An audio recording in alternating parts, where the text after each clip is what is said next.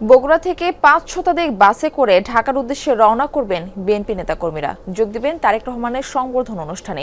এ বিষয়ে আরো জানাতে যুক্ত হচ্ছেন সহকর্মী মেহেরুল সুজন। যাচ্ছি তার কাছে। সুজন, বাসগুলো কখন নাগাদ ঢাকার উদ্দেশ্যে ছেড়ে আসবে? নেতাকর্মীরা কি বলছেন এই বিষয়ে?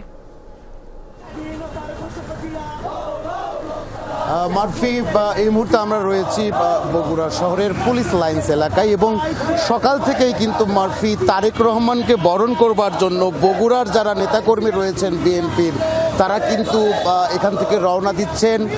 একে একে বাসগুলো ছেড়ে যাচ্ছে এবং বিভিন্ন উপজেলা, বিভিন্ন ওয়ার্ড কিংবা বিভিন্ন ইউনিটের যারা নেতাকর্মী রয়েছেন তারা কিন্তু সকাল থেকেই জড়ো হয়েছেন ঢাকায় যাবার জন্য।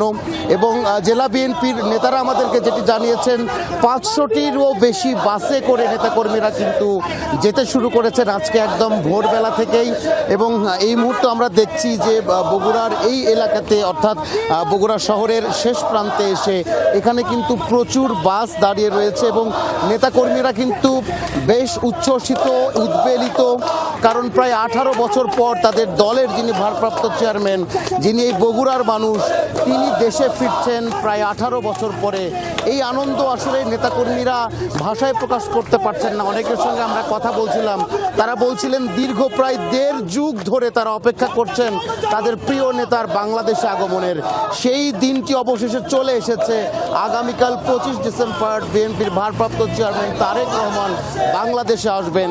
এই আনন্দ, এই খুশি, এই উচ্ছ্বাস এবং এই উত্তেজনা নিয়ে কিন্তু বগুড়ার যারা নেতাকর্মী রয়েছেন তারা কিন্তু বগুড়া থেকে রওনা দিচ্ছেন। এবং যেমনটি মারফি দেখতে পাচ্ছেন যে নেতাকর্মীরা স্লোগানে সবাইকে উজ্জীবিত করে সবাই মিলে আসলে বগুড়া এবার যিনি সংসদ সদস্য প্রার্থী হয়েছেন দল থেকে, দলের ভারপ্রাপ্ত চেয়ারম্যান তারেক রহমান, তাকে বরণ করার জন্য কিন্তু বগুড়া থেকে এভাবেই হাজার হাজার নেতাকর্মী ঢাকার উদ্দেশ্যে রওনা দিচ্ছেন। মারফি।